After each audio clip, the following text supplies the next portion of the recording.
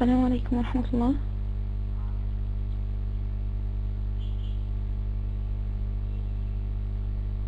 Okay, the sound is good. جزاكم الله خير. Okay, how are you doing, everyone?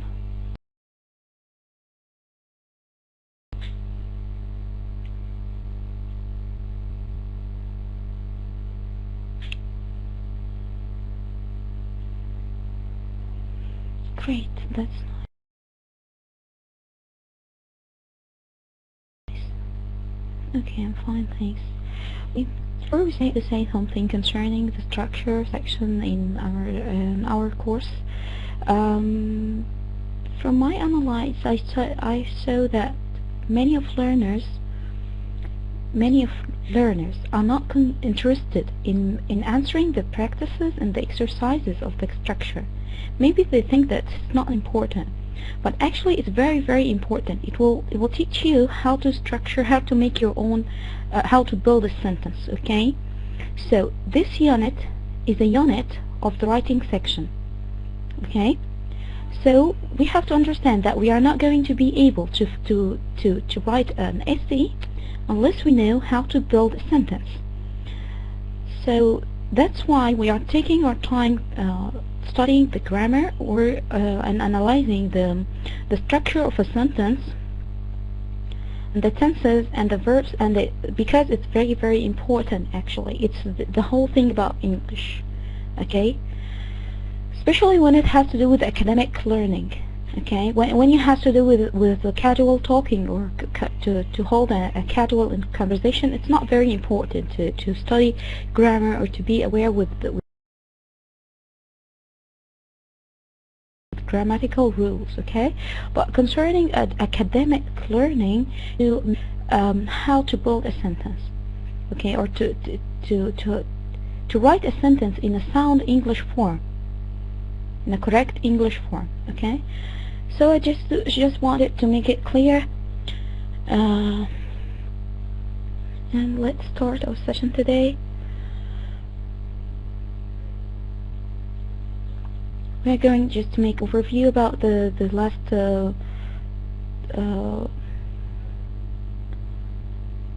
quick revision. Okay, concerning the last session, just to make it coherent.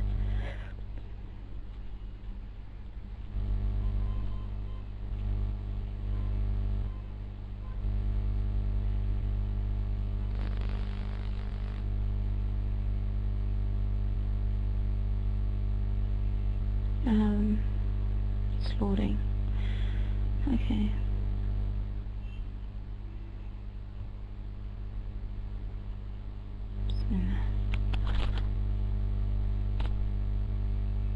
وعليكم السلام ورحمة الله وبركاته.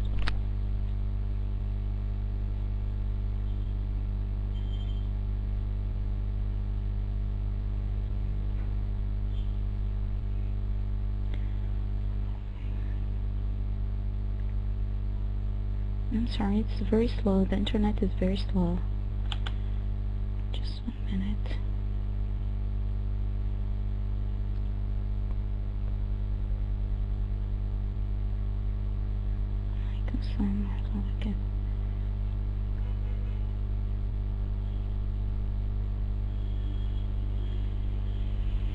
Okay, we said that in the Toefl exam, if we are taking the paper test, the paper-based test, we are going to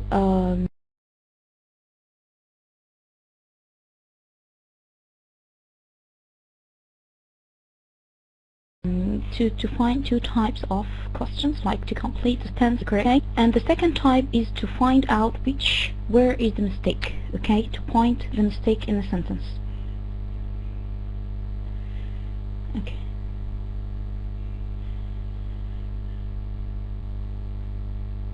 Then we said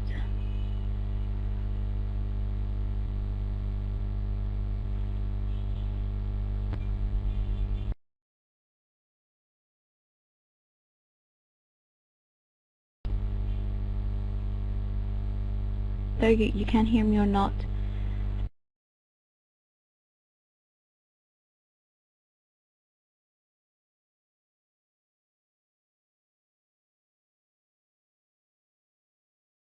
unit of writing is subject, predicate, and object. So in this subject and then the predicates, and here object.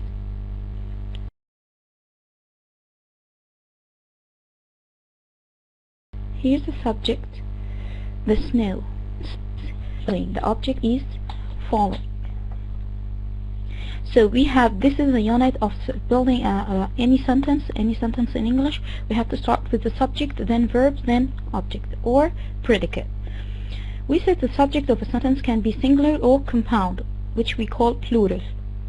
Okay, sometimes the subject can be singular and sometimes can be plural, like I or Ted and I.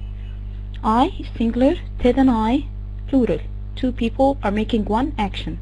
Okay, what about the predicate? Can be also a singular or compound or plural. That means a person or any subject can do one action or can do two actions, one each time or so. Okay, so, and then we talked about direct object, and we said direct object receives the action, receives the verb. Okay, the direct object receives the verb. What about the indirect object? The indirect object receives the direct object. The indirect object receives the direct object. Like what? Like in the sentence, Emma received, I gave Emma a gift. Who received the verb, the action? Emma or a gift?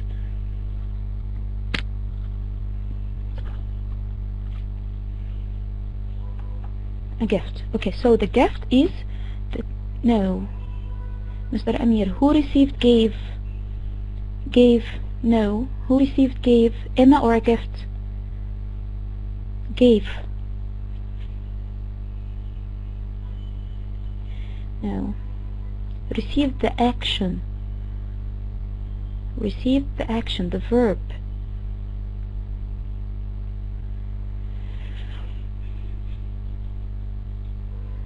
So, who received the verb? Okay, who received the gift? Who? Which word here received the gift? Emma. So Emma is the indirect object. Why? Because it receives the direct object. Okay, so we can find two objects in a sentence, like indirect and direct object. The direct object receives the action itself. Eat, sleep, run, play, swim, whatever. Okay? But the indirect object receives the direct object. Like the teacher threw the children a surprise party. Throw. Here. Where's the indirect object? The direct object.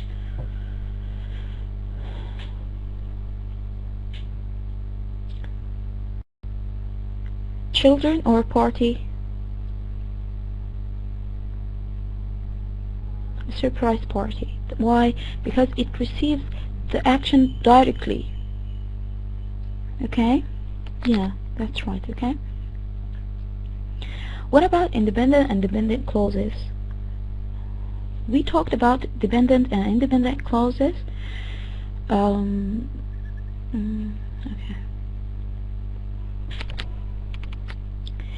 Independent means it doesn't need any help to complete its meaning. It has an independent meaning by itself. But the dependent mean another part, another clause to complete its meaning. It cannot stand alone.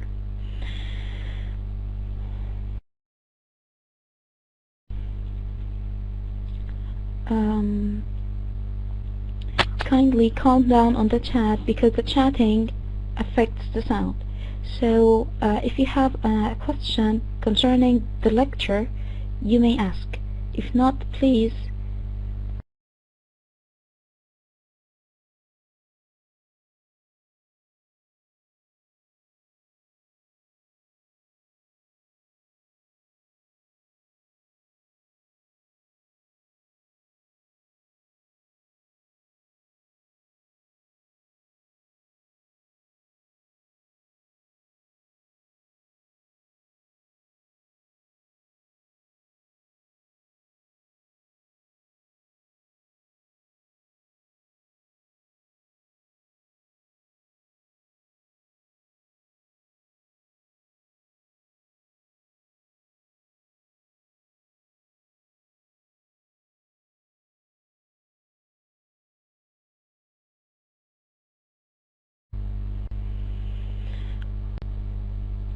Assalamu alaikum.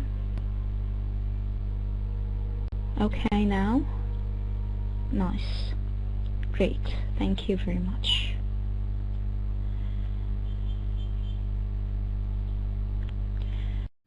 If you have, okay, let me,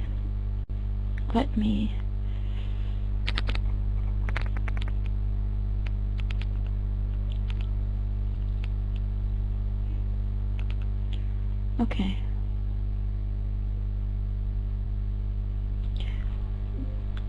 Do all of you have a problem with the voice? With the sound?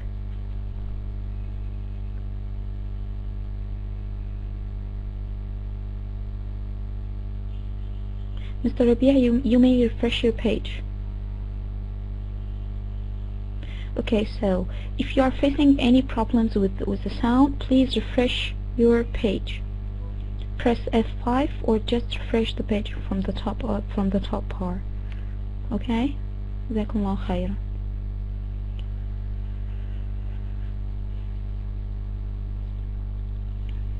Okay, so here we go. We said independent and dependent clauses. The clause is a small sentence. When the sentence gives a complete meaning, that means it's independent. It can't stand by itself.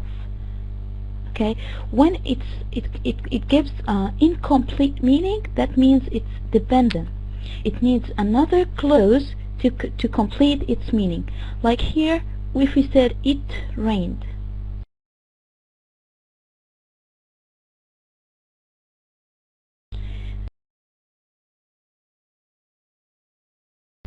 If we said it rained, complete rain. But if the thing is it, we need another part to make sense.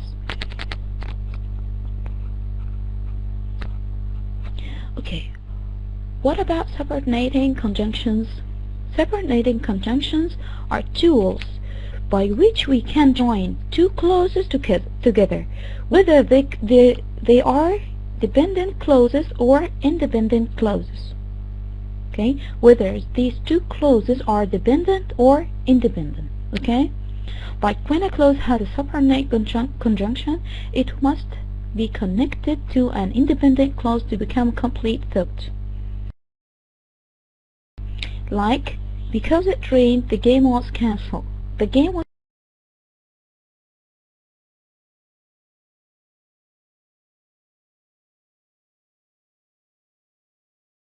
and it close. It can't stand alone. Okay, and it became a sentence with a both dependent and independent clause is called complex sentences.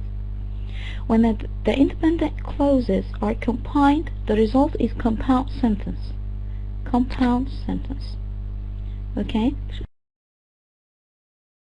so this is the difference between the complex and complex. Two kinds of clauses, dependent and independent. What about the compound sentence? It's that means that two independent clauses are combined together.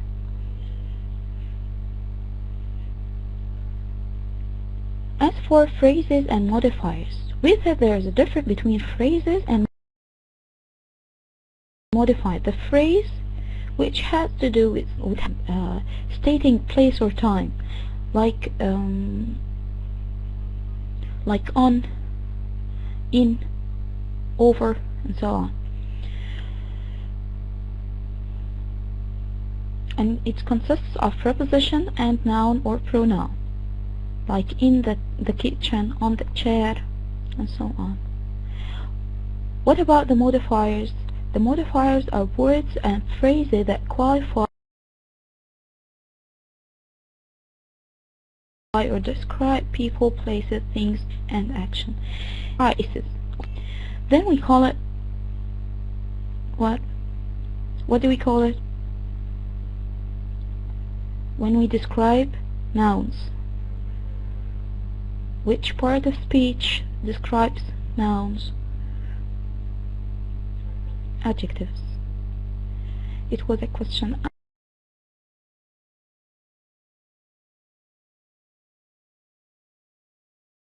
Am I disconnected?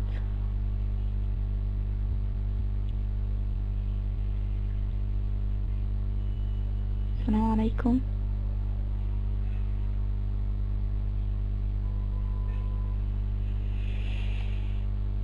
Okay, so when a noun, when voice is not clear. Guest 80, please refresh your page. Okay, the last sentence we said modifiers are words. Modifiers are words and phrases that qualifies or describe people, places, things, and actions.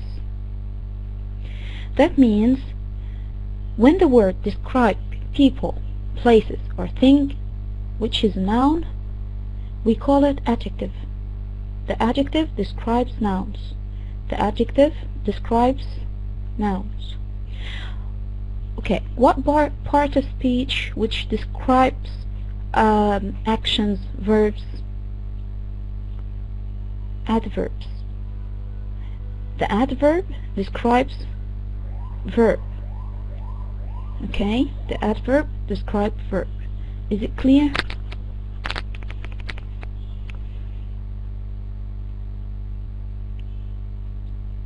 Okay, let's go on. This is a preposition, a short list. Prepositions are extremely important. They help to understand the object relates to each other in space and time. And these lists are some of the prepositions that used in English, like through, throughout, till, to, off, on, out, over, since, for, except, behind, below, beneath, and so on.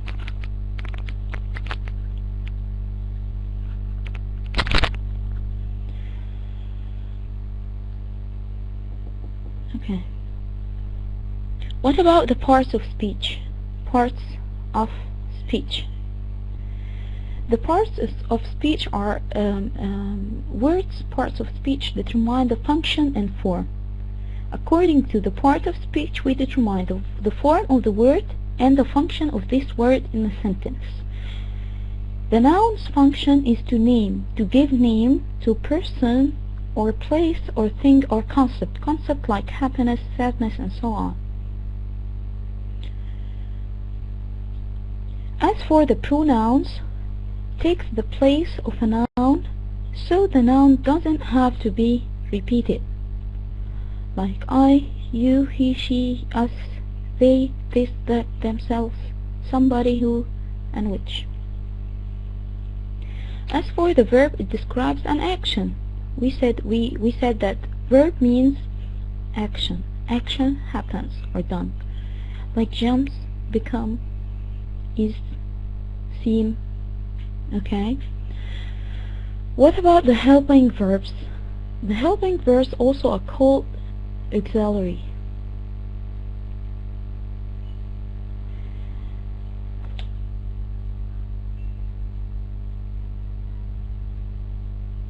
Assalamu alaikum. Would you please stop chatting? Don't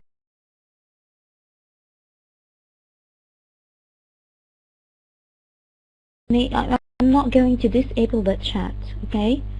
I want you to ask. Don't ask about anything else unless we finish, okay? Because you are wasting our time and your colleagues' time, and this is not fair. Okay, I will give you time at the end to ask. Write your question in a outside paper as a note, and then we can ask and we can discuss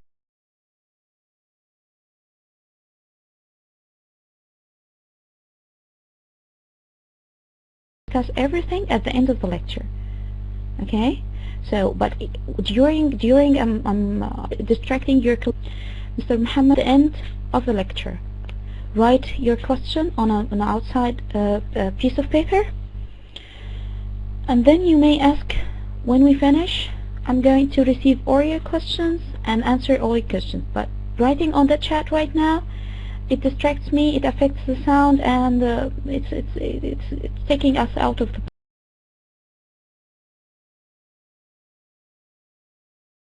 point. Okay, so let's go back to the function, which are also called auxiliary verb.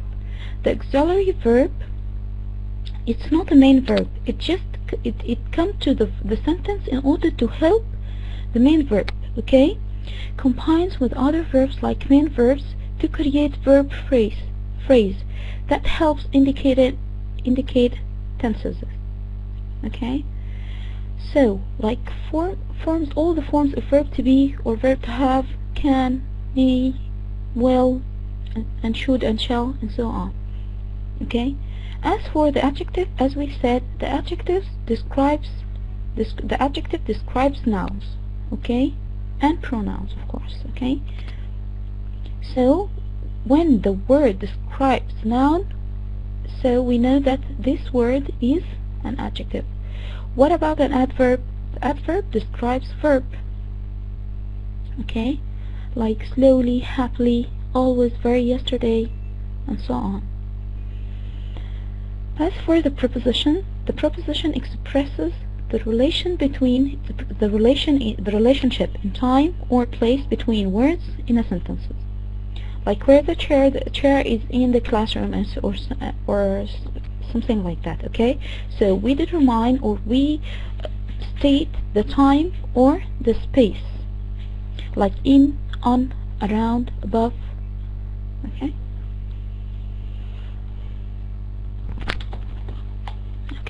As for the verbs, here's the most important part in the whole grammar, okay? This part is very important, so please focus. We call the verb the agents of action in a sentence. They are the heart of a sentence because they express the action or the state of being, whether they express the action itself, like play, run, rain, help, okay, or state of being. The infinitive base, how to form the infinitive base is to write to plus the base form of verb. To go, to do, to be, to desire, to arrange, and so on. As for the present tense, the verb form that expresses what is happening now, or it expresses a habit or a routine or a fact. I'm glad you are here. And you are. Chester smiles a lot. Smiles. The present tense of regular verbs is formed as follows. As the first person, for the singular will be dream, and the plural will be dream. The second person will be dream for the singular, and dream for plural. As for the third person, he and she and it, the singular will be, we add s or t or es. As for the plural, we write the verb.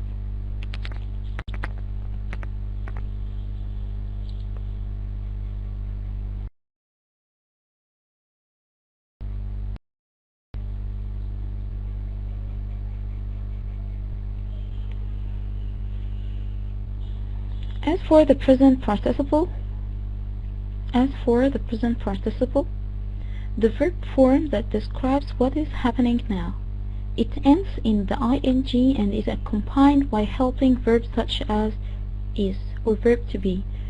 Simply, we use verb to be plus the verb plus ing. Am or is or are according to the subject itself, plus the verb like smile or walk, plus ing like smiling or walking. But we have to be careful that sometimes the word with ing is not always a present participle. Sometimes it's a gerund, so we have to be sure that it's a verb, not a gerund. How can we differentiate between a present participle and a noun, or maybe an adjective? Let's see. Words that ends in ing don't always function as verbs. Sometimes they act as a noun and they are called gerunds. They can also function as an adjectives called participle phrases. Participle phrases. In the present simple you will find this form: verb to be plus verb plus ing. He's eating. This is the action. But look at this sentence: that plastic fruit is not for eating. Is this a verb? Like that plastic fruits. Okay, this is the subject, and then the verb is is the action, or as a state of being, is not for eating. Here the word eating is not a verb, it's a gerund. If we said the sleeping baby awoke, okay, here the sleeping is a describing word. It describes someone, a noun. That means this word is a adjective. Okay, so the grammar has to do with the meaning. The grammar has to do with the meaning.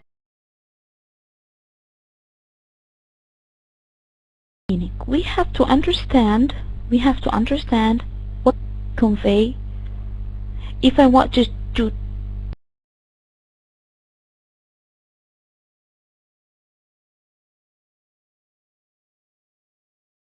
state an action or a state of being, proper.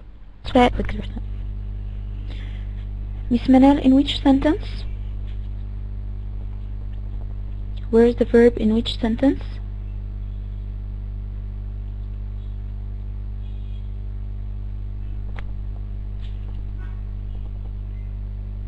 In the last one. Okay, you tell me.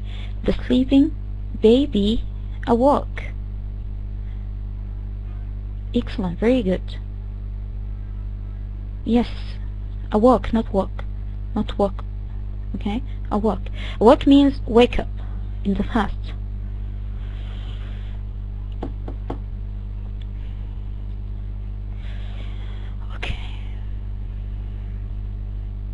Okay, as for the past tense, the verb form that expresses what happened in the past.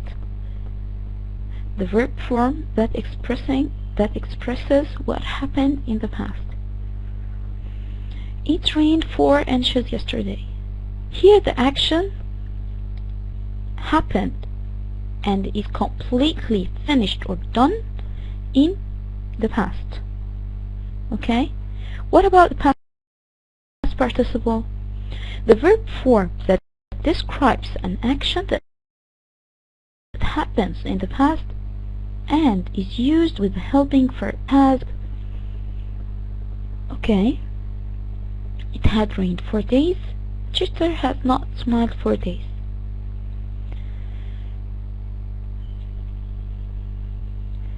Okay. As for the regular verbs, the regular verbs are the verbs which follows a specific rule.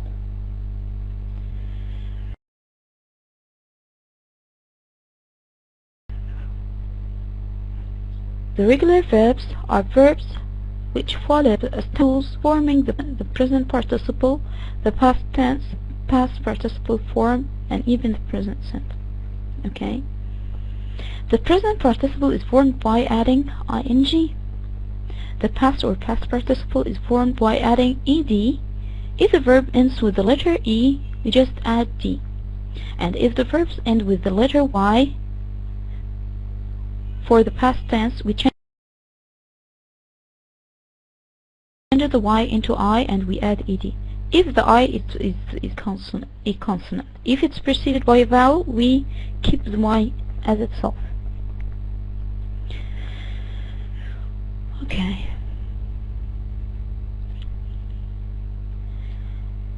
Some verbs in the English language have the same present and past and the past participle form.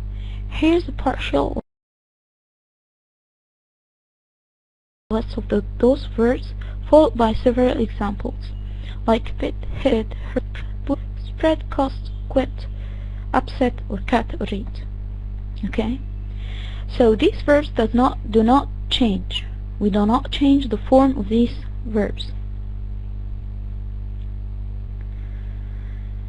As for the irregular verbs, they do not follow any rule.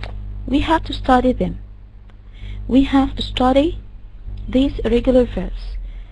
We can find the irregular verbs list on the internet. We can search for any list. It will work. Okay, it will be useful for you. Okay, but you have to have this reference. It's very important to have a list for the irregular verbs. We can divide these verbs into 3 categories. The first irregular verb with the same past and past participle, like plead, pled, pled, or meet, met, met. Okay? As for the irregular verbs with 3 distinct forms, like go, went, gone, is, am or is or are, was or were, been. The 3 different distinct forms are totally different. They are different already, okay? Some irregular verbs with the same present and past participle forms, like come, came, come. The present is the same like the past participle. Okay. Now we are going to start with the helping verb.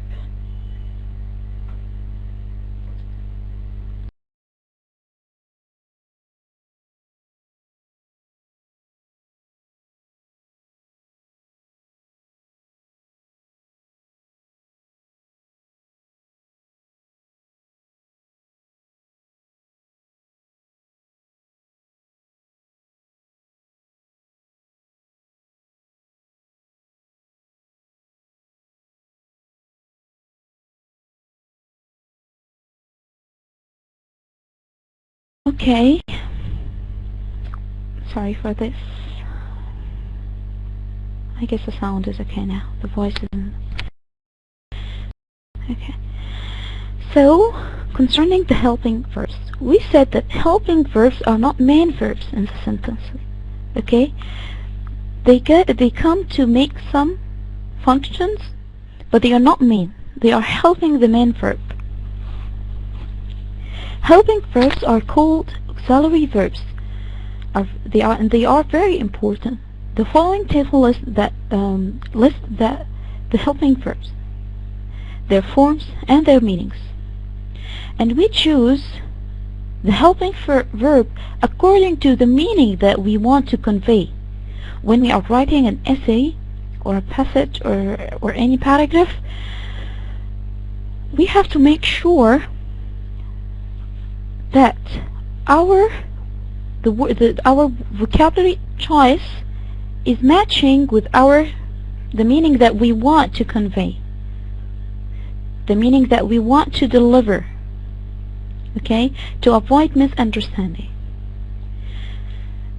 Okay, so a verb like will or shall, the past form of it would be would, and it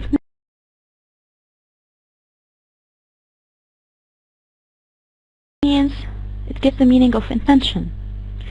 Give you the report. Another helping verb is can. The past form of it is could,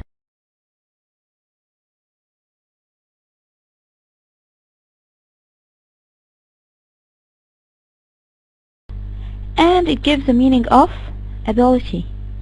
They can do the job. Fatima read by the time she was 3. So there's one point I want to make it clear here. We have to make sure that we use the word with ability. If you can't do it, so you are disabled.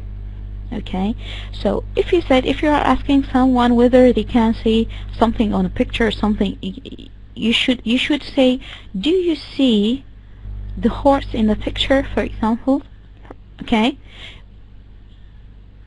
instead of saying, can you see the horse in the picture? Why? Because if you said, can you see the horse in the picture, here it has to do with the ability of seeing, you know, like are you, as if you are asking, are you blind, can you see this or not, okay? But the correct form of of asking about this matter, you have to say, do you see? Okay. So as for may and might, can and could, the past form is could and might, and they has to do with permission, taking permission. You may be excused. We could leave early if we want to. As for the verb should plus have plus past participle give the meaning of recommendation. The nurse said I should lie down and rest. As for must and have to, the past tense is had to, and it means necessity. Something you have to do. When I say you have to do your homework, or you have to listen to your parents, okay? So you have no options. It's obligatory. What about the verb should? Should plus have plus past participle means expectations. You should have sent you, the doctor should have sent you a copy of his report, okay? That he was expecting, the person is expecting something.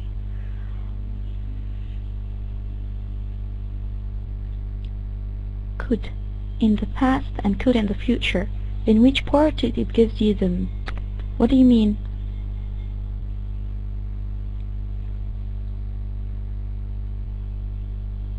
This part?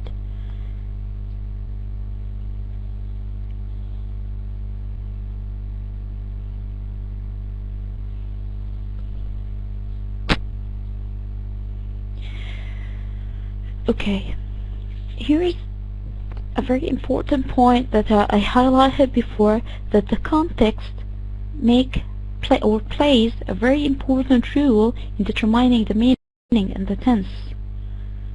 Okay, if your sentence is giving the meaning of the past, so could will be in the past. But if your sentence is giving the meaning of the future, that's why we said that it has to do with the meaning, and the context itself plays a very important role. You determine whether to use the present, past, or future. Okay, like for example, the present participle is going. Is going means or is playing or is swimming, whatever. Okay, this gives the meaning of progressive. I mean, like at this time you are doing something. But in some context, if you said Ali is traveling by the coming week, okay, here is traveling is not the present participle anymore. Okay, it gives the meaning of the future, the meaning of the sentence. Exactly, the context is very important. Okay, is it clear now? Great. Okay, as for should and should have plus past participle, we said it expresses the expectations. As for may and might have past participle, it gives the meaning of possibility, whether you is it possible to do so or not. Okay, the revolution might not have succeeded without their support. Okay, so there is a possibility. It's not certain. We are not talking about certainty here, you know. So it can happen or not. It depends.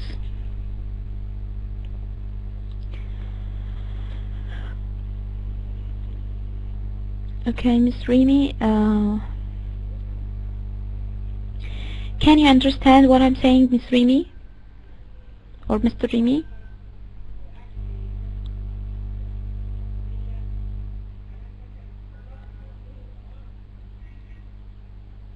Miss Remy, can you understand what I'm saying now? Excellent. This is the point. Inshallah, after this, I'm going to contact you, and I'm going to make everything clear for you. Just now, I need you to focus on this lecture. Okay? And then I'm going to explain the whole thing for you. Okay?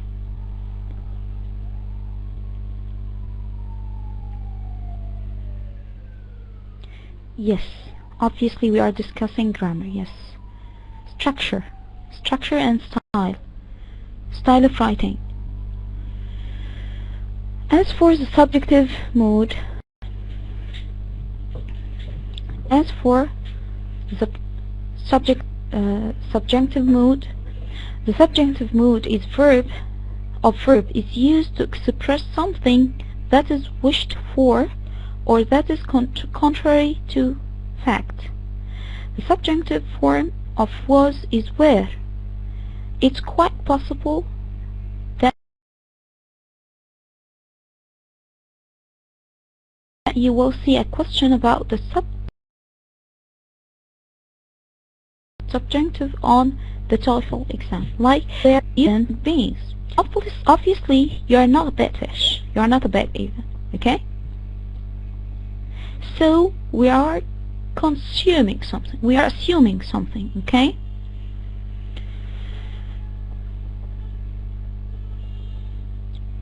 So, if Andre were more responsible, he could be trusted with this job. That means that Andre is not a responsible person. Okay, do you understand this part? We are assuming something.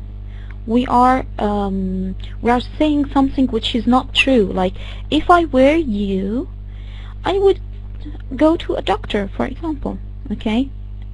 But I will never be you. It's impossible. Okay? Like, if you were a car, you will suffer from the petrol exercise, maybe. Okay? If you were a football player, you will be like famous or something like that. Okay, but you are not a football player, you are not a car, you are not a pet, and you are not me, of course. Okay? So is that point clear?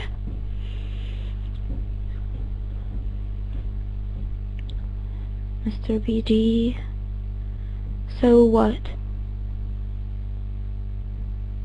What's the point of what? I'm sorry, I didn't get your point.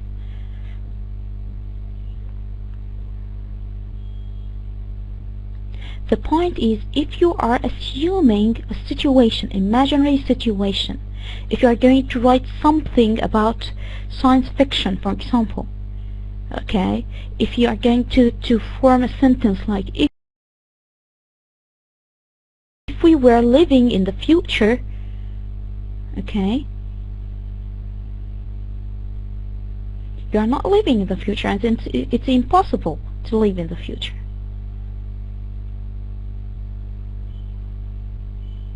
Yes, or to give someone an advice. That's true. No, somehow yeah, okay. You say examples about what? Yeah, it's impossible. It will never be done. I'm a doctor, I would treat you. If I were a doctor, okay?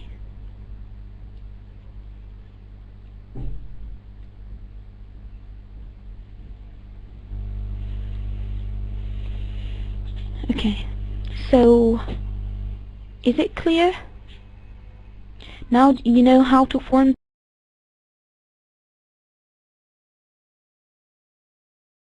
such a structure? the whole point of our course is, or this lecture is how to form a sound English structure. Okay, how to generate a sound English sentence. We use, Miss Manel, we use was or were. We don't use the present simple of any other verb. We use only was or were.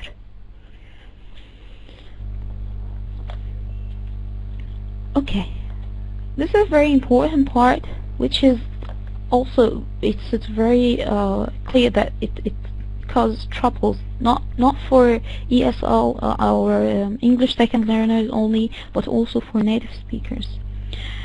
Three sets of verbs are particularly troublesome, even of native speakers of English. Okay, I would like to apologize for the cutting voice, or maybe the trembling in my voice, because it's very cold in here, and just I can't control it.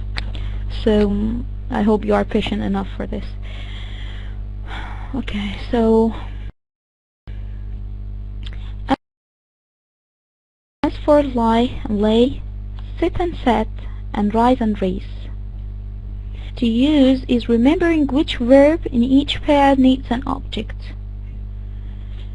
Okay, so lie and lay. Lie, to rest or recline. We don't need object here. I lie down means I'm taking rest, okay? I'm resting or something like this. But if I said I lay, here's to put or place, to put something. Lay the books down on the table. Lay the books down on the table.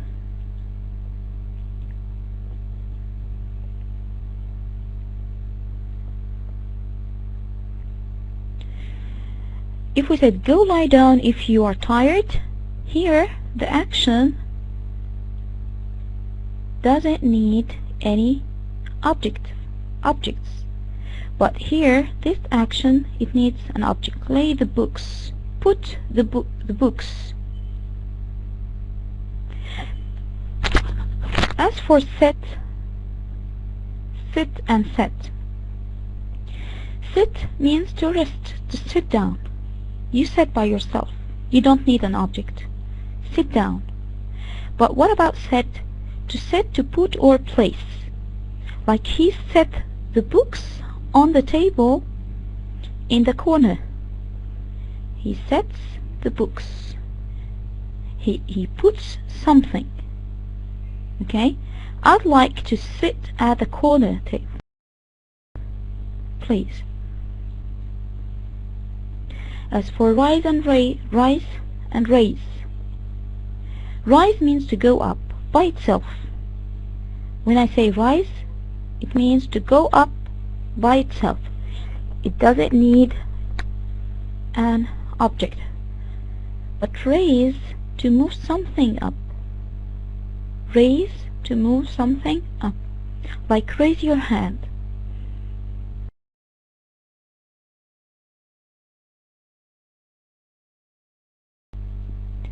When I say rise, to go up, like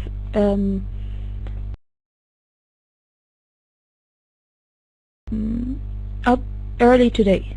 Okay, he to raise something, to move something up. Okay, like raise your hand. So here the object will be hand. Now, is it clear? Yes, raise your voice. Raise something. Raise anything. Yes, Mr. Remy, that's right.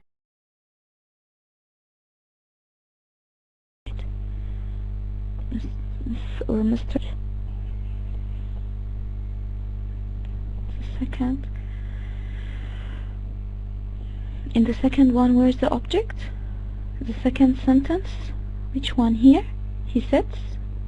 Which second sentence? I'm sorry, Miss Rasha. The last one. The minimum amount open the account has been raised from, no,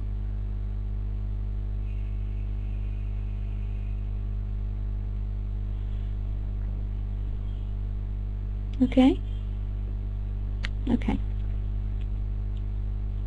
I didn't get your point, but if you get it, it's okay.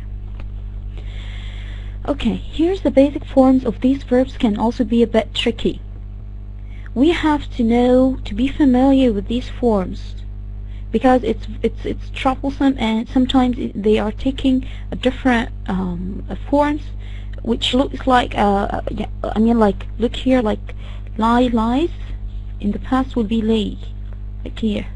Okay, so we have to be careful. We have to study this table. Like lie or lies will be lying in the present participle, and in the past it would be lay. In the past participle will be lain. As for the present lay of lays, the present participle will be laying, and the past will be laid. The past participle will be laid. Sit, sits, sitting. Sat, sat. Set, sets, setting. Sit, set, set. Rise, rises, rising. Rose, rising. Raise, rises, raising. Rised, rised. Which one, Miss Hiba? Which one? Which pronunciation is it? No, they don't have the same pronunciation. Which pair, Miss Hiba? No.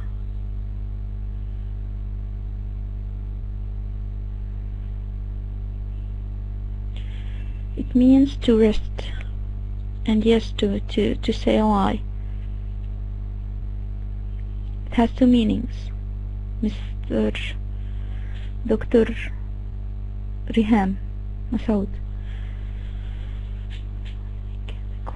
Which question? I didn't say any question. Is there a difference between lie, not telling the truth, and lie to rest? No. The first one means saying something not true. Which one?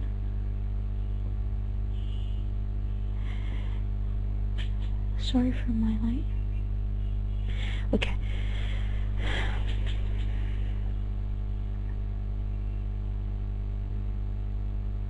Lie. Lay. Lay means rest. No. Lay means... Okay, guys. It's kinda troublesome. What's the difference between till and until? Like, no, not necessarily not Cetonics, Mr. or Miss PG.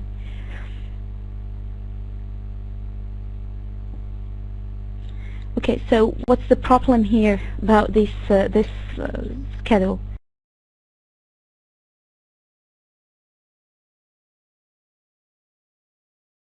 Or this table? Yes, the table is flexible. That's true, Mr. Mahmoud.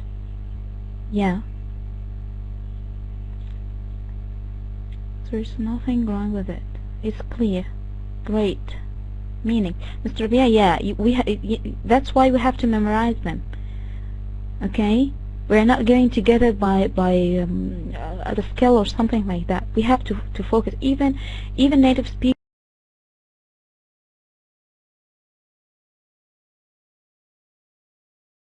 It's troublesome for everyone, you know.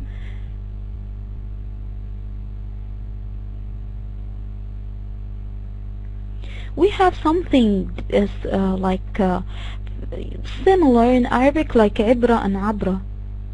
Okay, so like if we said ibra means like a moral lesson. No? first one means rest, the second one outside rest. No, Dr. Reham, no, it's not right. The first one means rest, and the second one means put. Okay, sit means to sit down. Remember it with sit down, to sit, to rest. But set, to put something. To put something, okay? Okay. So in Arabic also we have this, like, we said, like,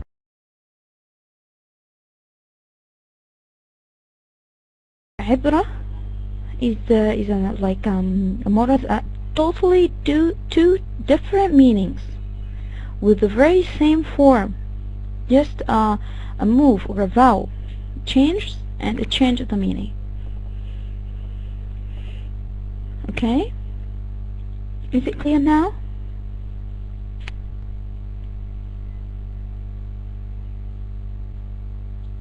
Okay. Great.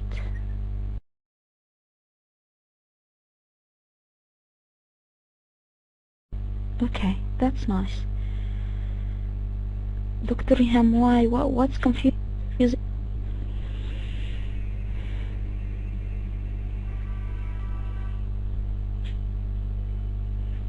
Dr. Riham, which part is confusing?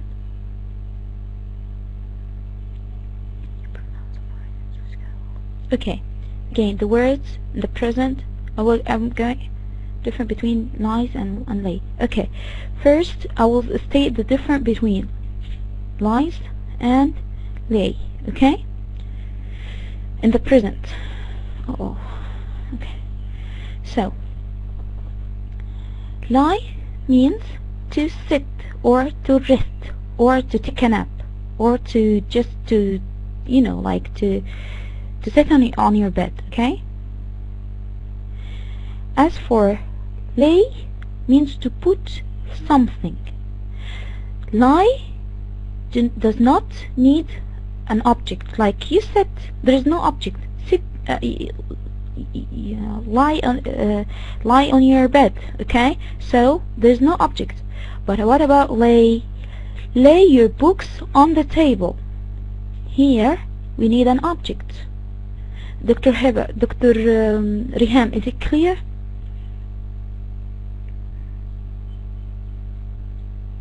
Is it clear now? One of them needs an object and the other doesn't need any object. Okay, concerning the pronunciation of them, lie, lies, lay, lays, sit, sits, set, sets, rise, rises, raise, raises. Do you think they have the same pronunciation? Do you still they have the same pronunciation?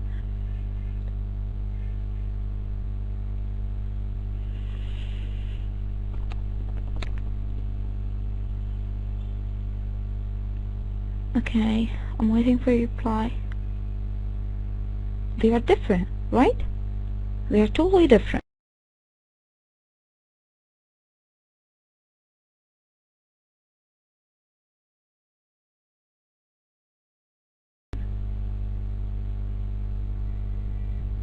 Great. Yeah, I'm sure. Sorry, I just forgot who asked about the pronunciation. They don't have the same pronunciation. Yeah, Miss Heba, you asked about the pronunciation. I hope you get it. Okay, let's go on. This part is very, very, very important because it has to do with our writing section. Inshallah, we have to remember this part whenever we continue in our Toefl. So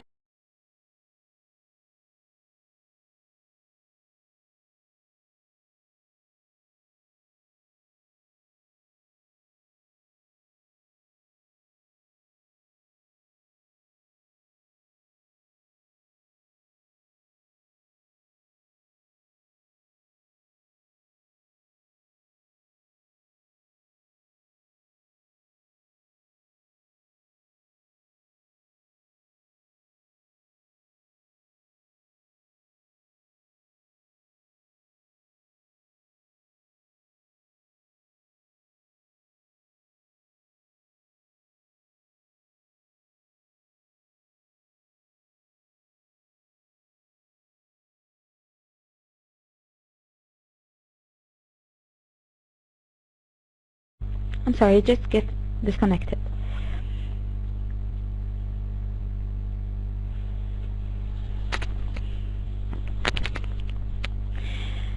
Engineer Ahmed Sabri, your name is changed already.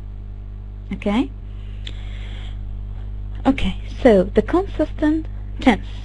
That means when we start writing a passage, if we started writing it with the using the present tense, we shouldn't change our tense, our usage of the present tense. Don't mix your tenses as you write. Why? Because this will confuse your readers. They will get confused whether action are taking place in the present or took place in the past. Look at the following pairs of sentences. The following pairs of sentences. The officer unlocked the truck and searches for contraband.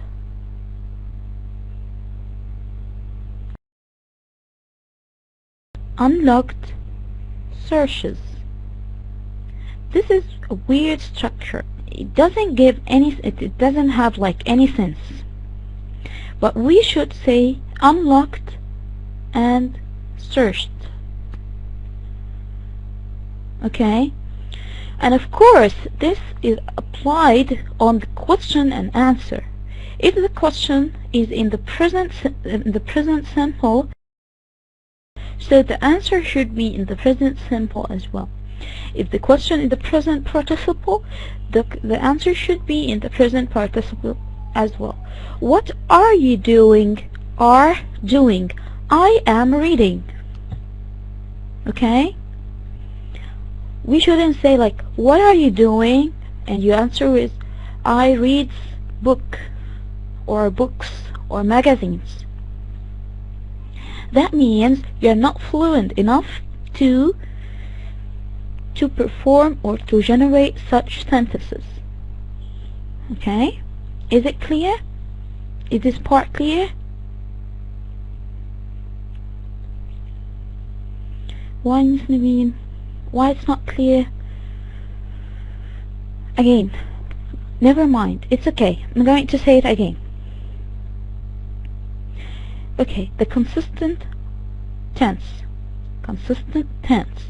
That means to be consistent with using one tense in a sentence or in a paragraph. Okay, like to help make sure your readers are clear about when actions occur. That means to make your message clear, you have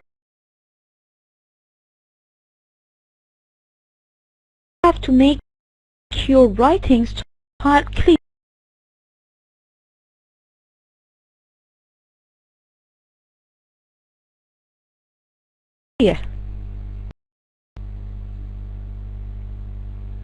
A past starting to start with the present simple.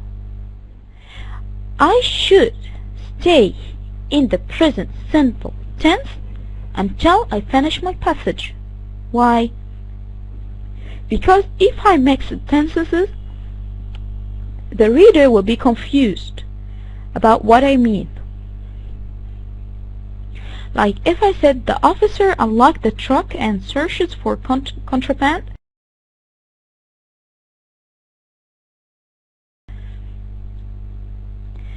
or the verb is in the past simple and this verb is in the past simple. Okay, they have to have the same tense. I shouldn't mix. This one is in the past simple and this one is in the present simple, and this is wrong structure. Like when we increase advertising expenses, we reduce profits. Here, increased and increased. This is a wrong structure. What about this sentence? Increase and reduce. Both of them, well, agreement, we call agreement for another part, Miss Dr. Hiba. Dr.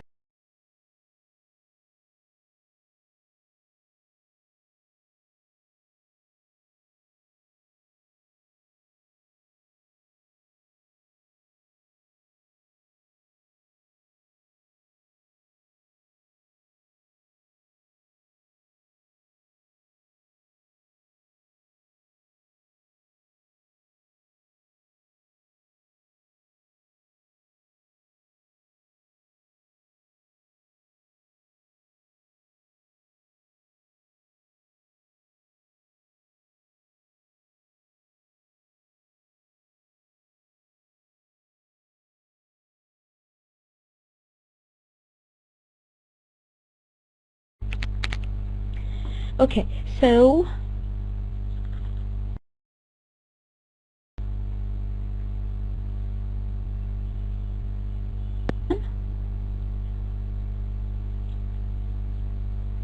جزاكم الله خيرا Mr. and Mrs. BJ.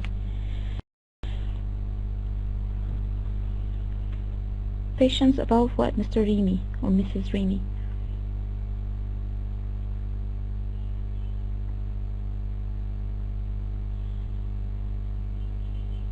Okay, so as we said, yes, agreement is another thing. Okay,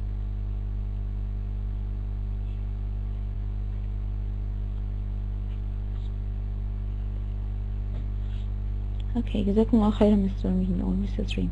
Okay, so we finished this part. Is it clear?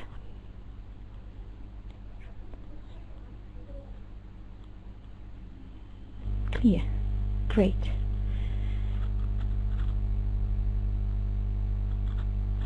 Okay, it's very simple, but it's very important, and believe me, most of your mistakes in the writing can be found in this part. Yes, it's recorded, and you are going to, inshallah, we are going to upload videos. But the last session, I don't know why it's not uploaded yet to the internet or something. So inshallah, I'm going, whenever it will be available, I'm going to post it on the group as well. Okay. Okay, again, using the chat heavily affects the sound and the speed of the internet. So kindly calm down on the chat, because it affects the internet speed and it disconnects me and affects the sound as well. Okay? جزاكم الله خيرا. If you have an important question, you can post it right now. If it's not very important and irrelevant to the lecture, please, you can ask it later on. Thanks. Mr. Rabia, we don't need it. I need to make sure that all of you understand. I'm not going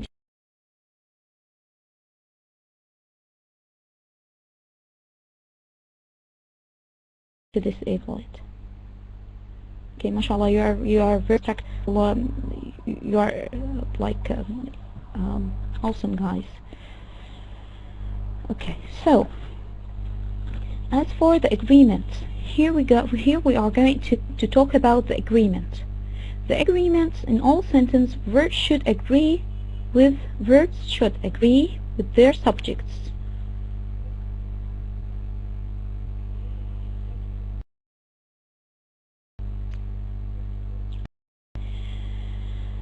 In all sentences, verbs should their subjects.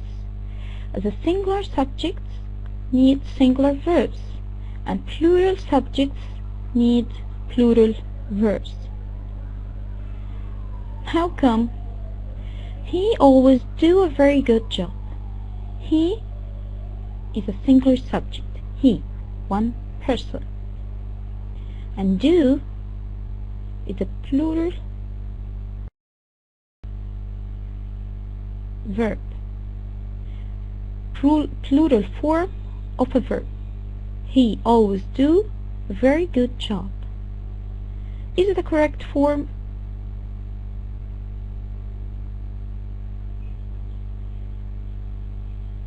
It's not correct. Why? Because the subject is singular The verb is plural. And the verb has to agree with the subject. If the subject is singular, the verb is will be singular. If the subject will be plural, the verb has to be plural. In the following sentence, he always does a very good job. This one is correct. Why? Because the subject is singular and the verb form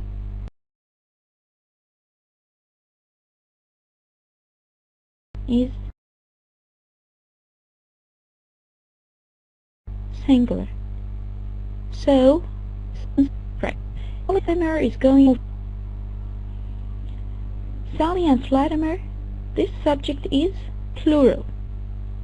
But here, the verb doesn't agree with the subject.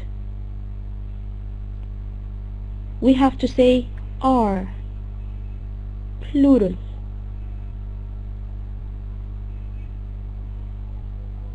Okay?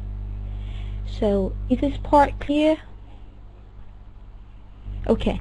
This is the simple form of agreement. But there is another tricky part. There is another tricky part.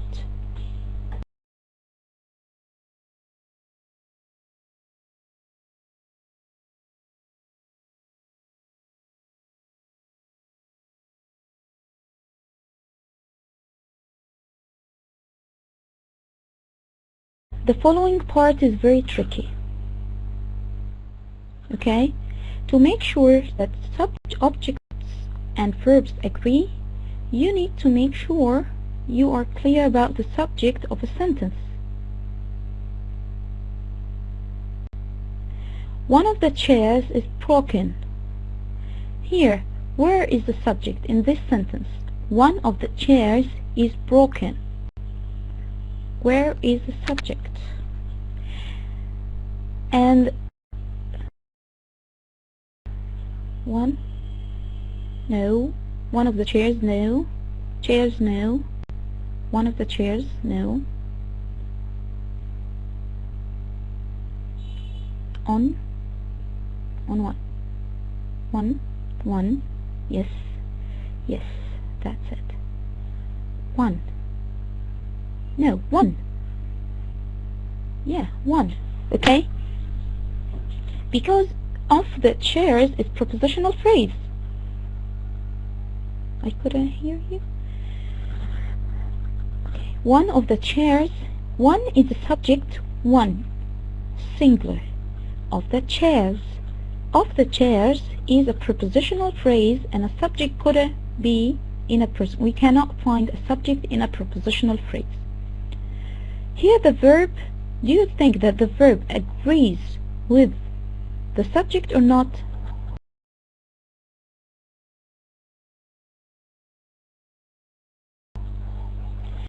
Do you think that the verb agrees with the subject or not? Agree or disagree? Yes, agree. Yes, excellent, very good. Why? Because here the subject is singular and the form of the verb is singular. So why it's tricky? Why I said it's tricky? Because most of English second language learners, when they see chair, they say, oh, okay, plural. So we have to use are, okay, but it's not, okay. So we have to focus and determine where is the subject, and then form the verb according to the subject. In this sentence, that the subject is one, not chairs. Chairs is a part of prepositional phrase of the chairs. And subjects are never found in prepositional phrases. Thus, the verb must be singular, is or not are. Okay, to agree with the word one. Okay. There is a guideline to help you to determine whether to use a singular form or a plural form of the verb according to the subject. Okay, if a compound singular subject is connected by and, the verb must be plural, like in the following sentence. Okay, excuse me. Both Art and Alan want to learn more about the Industrial Revolution. Want to learn.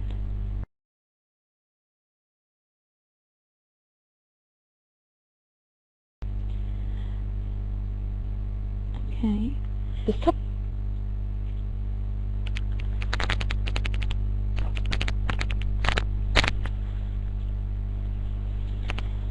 singular or plural? Plural. Excellent. Very good.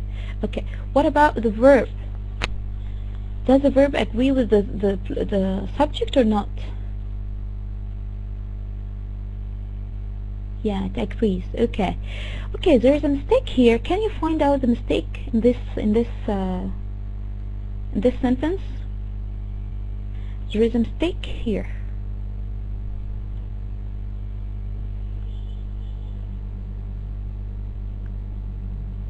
Excellent. Very good.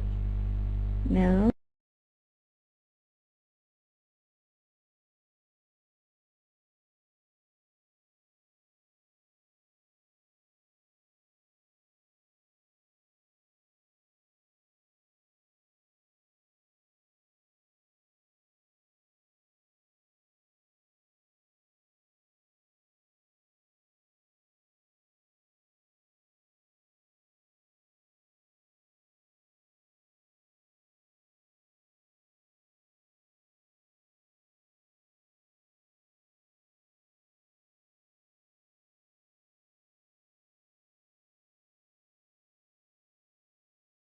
Okay, I'm back.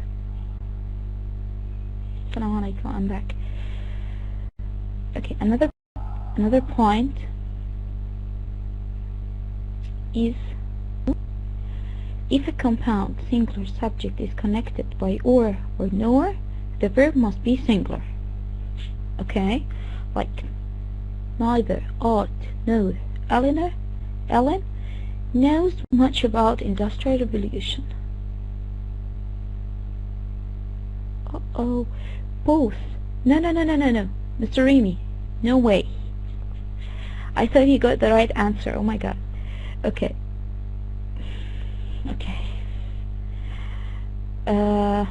Okay, Mrs. or Mr. Remy, there's a problem here.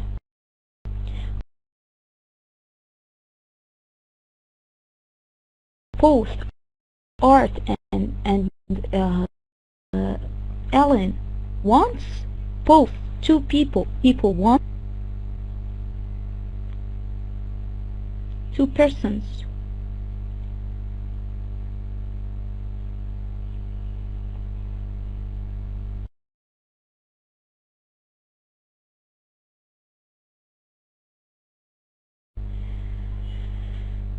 Guys, please get my point. So, can we say two persons? Okay, can we say two persons wants with S? No, excellent, very good. Two persons want. The plural form is want. Okay, but the mistake in this sentence that the ball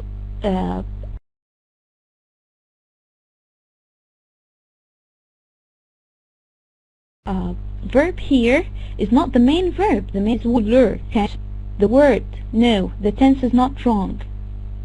There's nothing wrong about the tense, but the word that should be bull, the verb want, because want here is the main verb.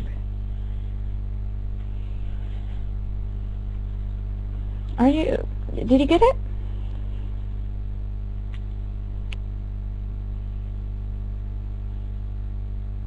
Okay. No? Miss Shahnaz, why again? And okay. I have the permission. It's my document. I can view it. Guest 100. So you need to refresh your page in order to enable the document, to view the document. Okay. Again, Miss Shahinaz and Miss Hind, what does it mean, agreement? What does it mean, agreement? Agreement means that the subject, when the subject is singular, the verb is singular. In this sentence, both Art and Ellen want to learn. Where is the subject? Where is the subject in this sentence?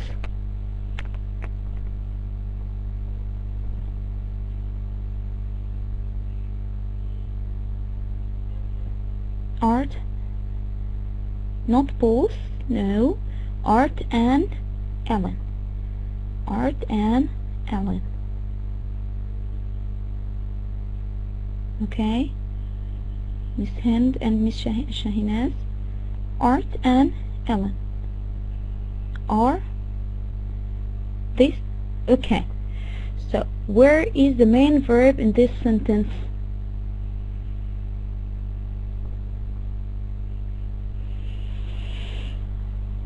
Want, excellent, very good. No, not no. Where's no? We are in the first sentence. We are in the first sentence. Want, no, Miss Shahinaz, no, not to learn. To learn is not the main verb here, and this is the mistake in this sentence. I should, when I was making this PowerPoint presentation, I should bold the verb want instead of learn. But you know, like I did it by mistake. I didn't put it by purpose. Okay. Now, Art and Ellen, does it agree with the verb? The subject here, does it agree with the verb want, or the verb agrees with the subject? In other words, does it agree with the subject, Miss Shahinaz and Miss Hind?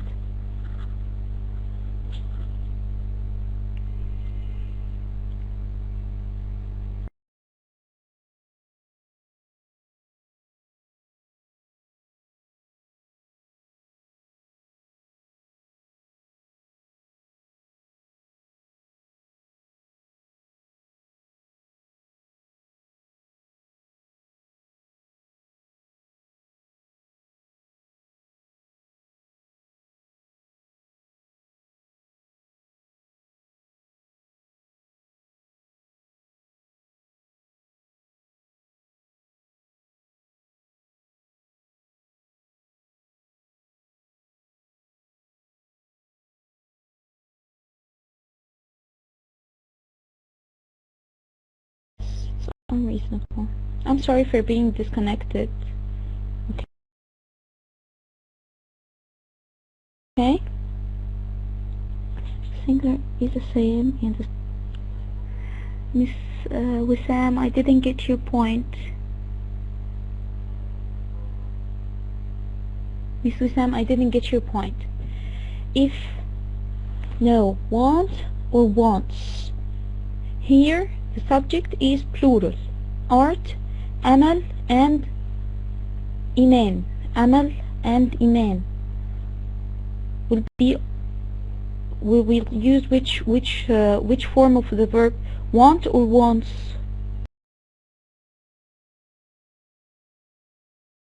Amal and Iman want. Here is plural. If we said Amal, the verb form will be wants. Okay? Great. I guess you got it. Another point, if a compound singular subject connected by or nor, the verb must be singular. Why? Because the subject is singular. Oh ya ilahi. Where is the mistake? Okay.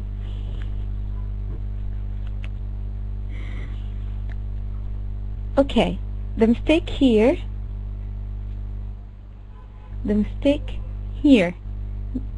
is that I okay, the mistake is not in the structure. The structure is perfectly good. Okay, the mistake is that I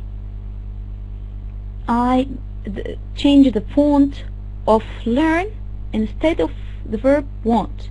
Want should be bold, okay, but here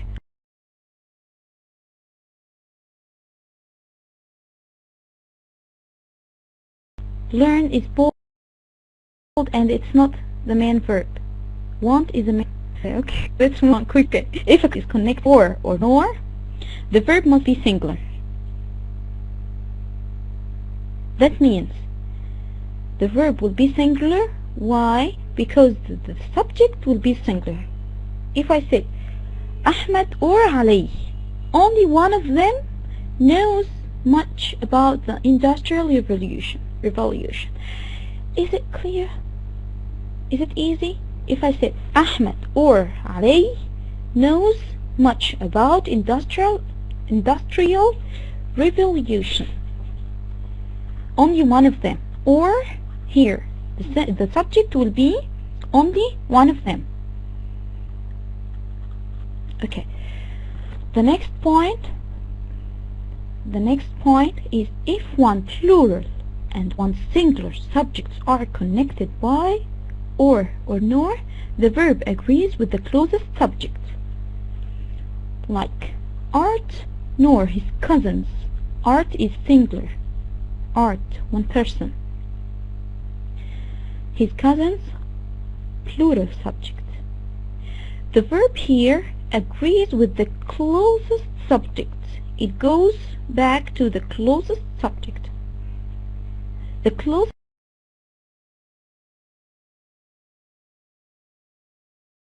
one is plural. So the form neither nor sense of industrial revolution. Neither the boys nor the coach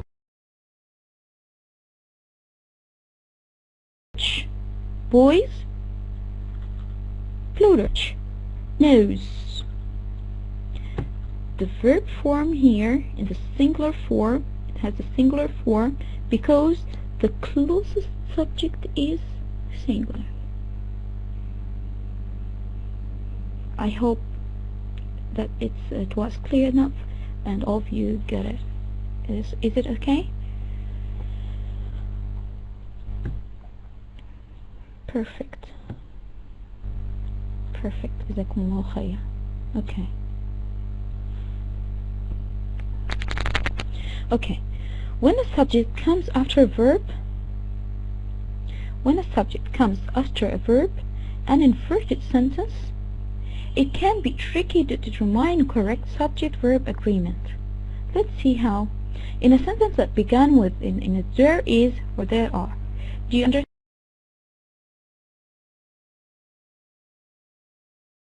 the first sentence? It's very important. A subject comes after a verb. After a subject. Subject, verb, object. This is the normal form. But sometimes the verb comes before the subject. When in some sentences which began with there is or there are. For example, the subject comes after the verb. Like the verb is or are must agree with the subject. The subject comes after the verb in the questions too. Okay, like is there anyone in the classroom? Okay.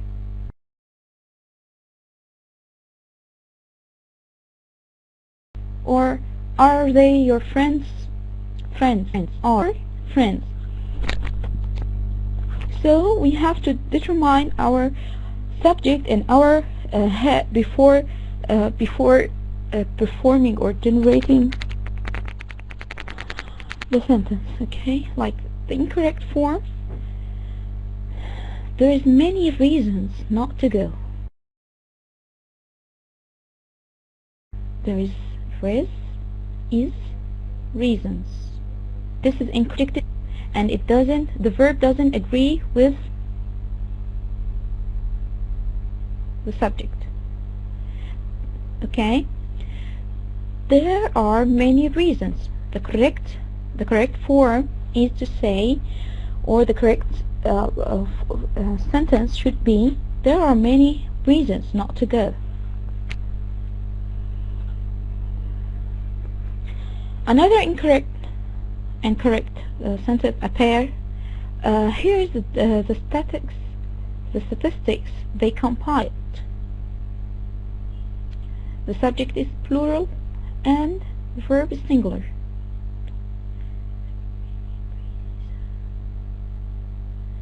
There is many. There is are. There are two verbs at the very same time. How come? We need to use only one verb. So you have to choose whether to use is or are. We have to use only one verb. There is or there are, according to the subject you are using. Okay? Because there is no, we can't use two main verbs at the same time. Okay? Okay, let's go on.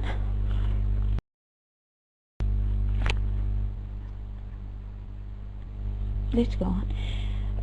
Another pair is what is the terms? What is the terms? Of course,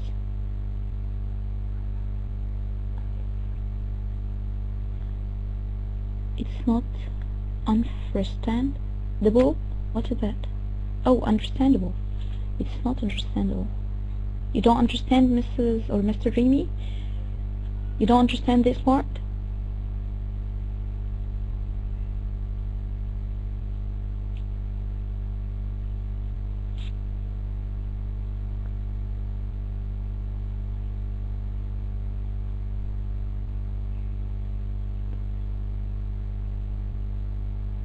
Okay. Okay.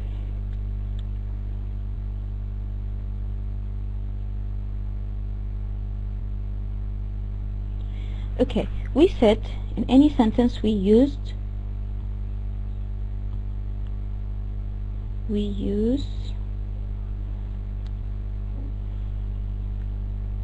okay, I need to type a text here.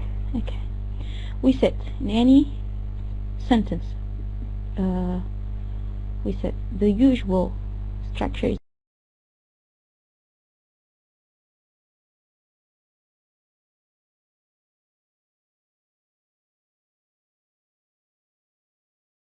subject, verb, then we do the object, but in first and then the subject.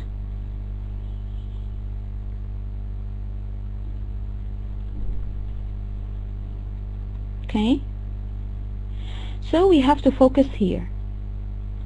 Here, when we said there's, okay, so the subject should be singular, like there's a cat. There's are cats. Okay. In the question also, are they your friends?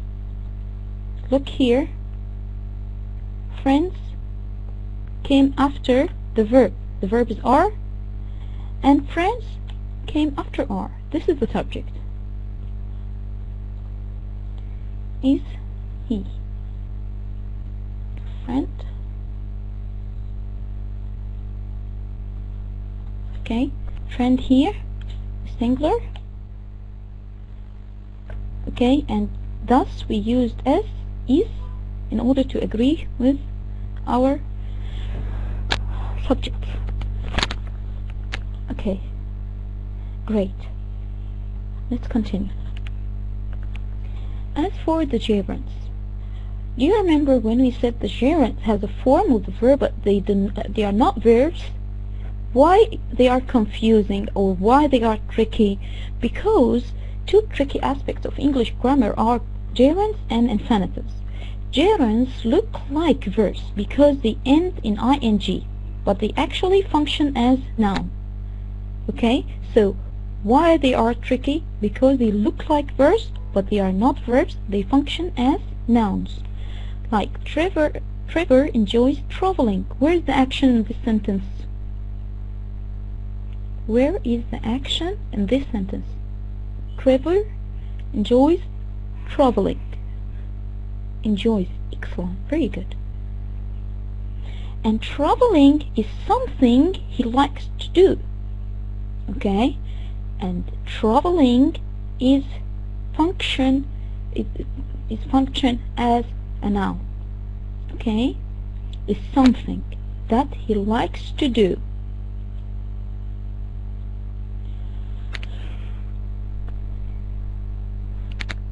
So, is it clear this part?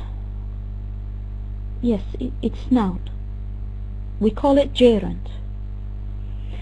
In the following sentence, however, traveling is an action. Look here, Trevor is traveling to Jamaica on Friday. Here the action is traveling. Here, traveling is an action that this man is going to do. In the second sentence, this sentence, Trevor is traveling. Here, the action is traveling. Something that this person is going to do, is going to carry out.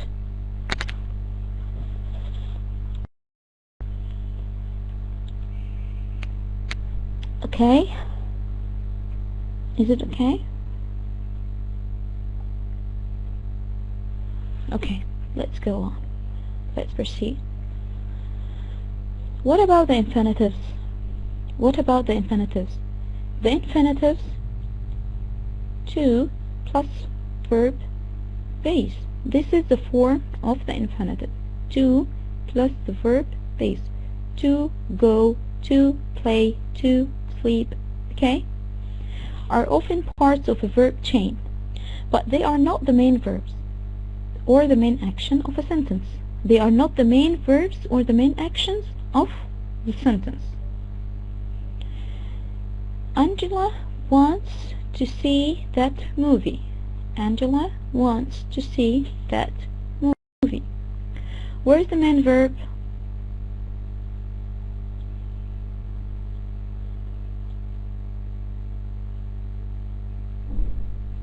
The main verb. The main verb. The main verb. The main action in the sentence.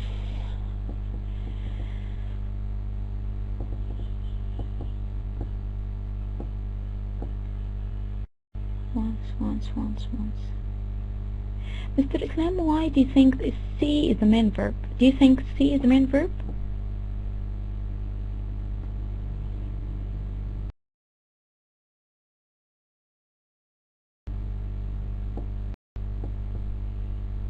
People who said to see. Yes, the main action.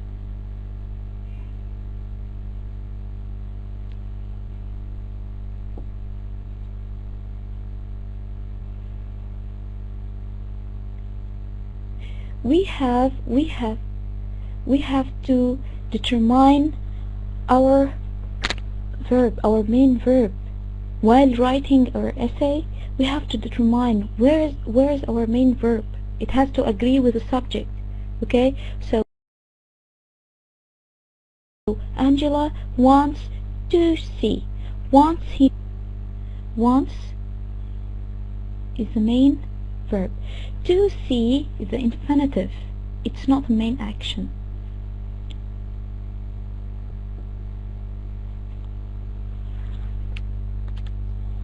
To see, to make it clear, to see is the action that she wants to take, or the action she wants to do, or to carry out. The something that she wants to do, the action that she wants to do or to make. She wants to eat, she wants to play, she wants to run. Okay, the main verb here, want, to desire something, to desire. Okay, and then to whatever. Want, the main verb. Okay.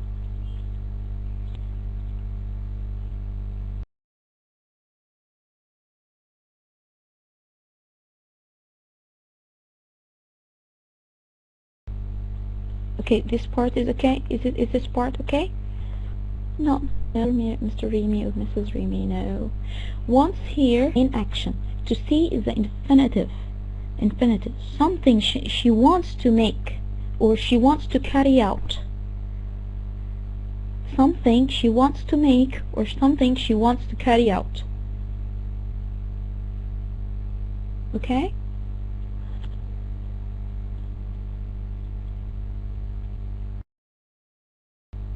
Mr. Remy or Mrs. Remy. Great. Okay, that's nice. Okay, when to use the infinitive and when to use the gerunds. We need to study this table in order to know when to use gerunds and when to use infinitives. Always use gerunds after preposition. After prepositions we use gerunds, like you will save time and money by taking the train. Okay? Or he is always frustrated after meeting with his lawyer. Always use a gerund after the following verbs. After the following verbs, you have to remember to use gerund. It's not acceptable to write infinitive after admit or appreciate, avoid, okay? Avoid driving your car in high speed, or practice reading, practice your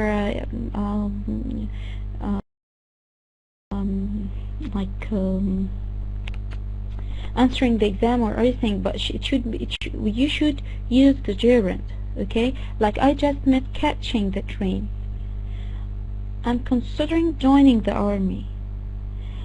Sam and Annie are discussing throwing a party for Jafar. We practice dancing for weeks before the reunion. Okay, so this part you need to study it hard in order to be easier for you while writing your own essay.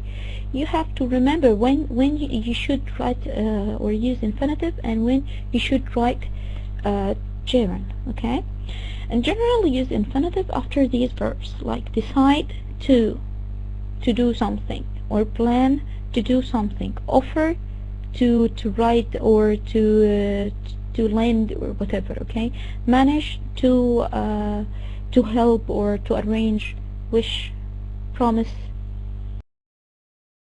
refuse, fail, ask, beg, hope, bother, okay, pretend. Okay, also with a verb plus noun or pronoun construct, use an infinitive after these verbs. When you have like errands, bankruptcy, convinced many companies to diversify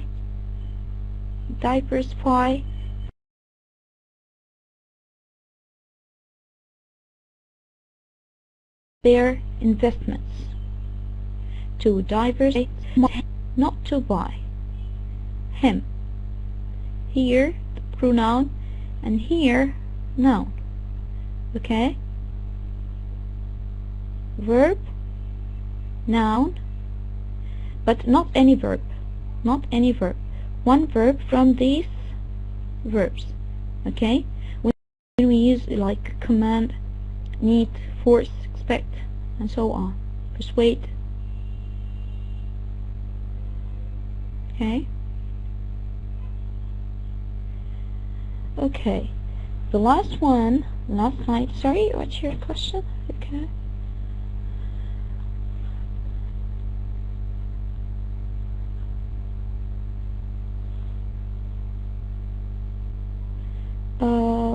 to verify, to extend business. Okay,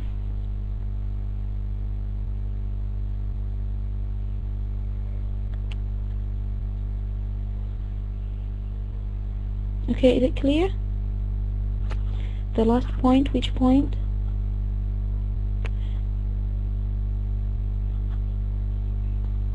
Which point, Ryan? Okay, let's go back. This one. Okay. When we see this list of verbs, okay, we follow this verb, like advise him to go to the doctor, for example. Okay, here we go.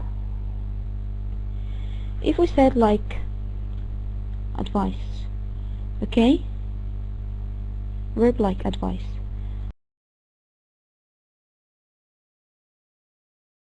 I advised him to go to the doctor. Okay, here's when we see this word, okay, this verb can be found in this list. Okay, so whenever we see it, it's followed by him, a pronoun, or a noun, like the following: I advised Ahmed to go to the doctor, or to listen, or to play, or to practice.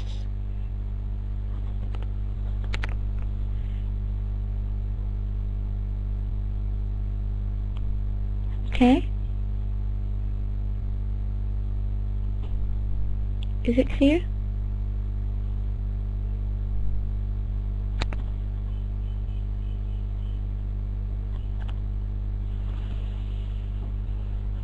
You're welcome anytime. Okay, study tips for verbs and Toefl exam. Because verbs are the driving force in every sentence, it's the main concept.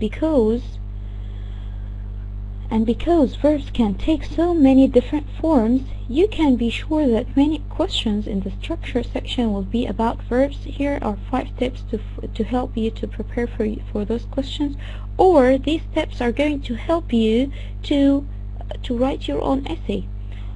Number 1, you have to memorize the irregular and troublesome verb